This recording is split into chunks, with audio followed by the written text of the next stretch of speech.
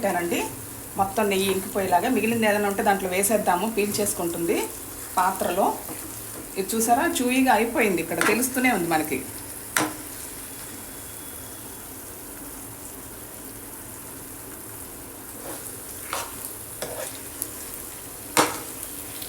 ఇక్కడ సాగుతున్నట్టుగా గీరలు గీరలుగా వస్తుంది.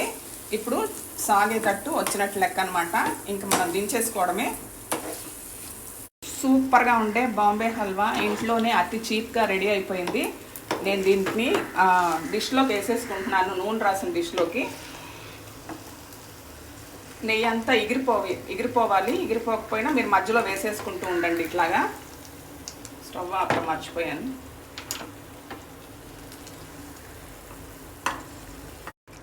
ఇది బాగా చల్లారేదాకా చల్లారనిద్దాము, అప్పుడే ముక్కలు వస్తాయి.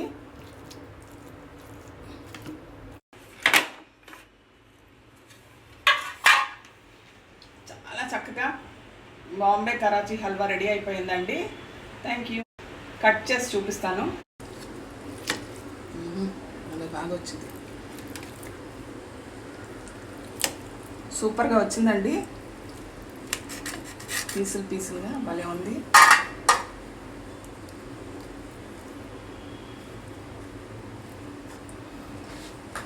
Thank you.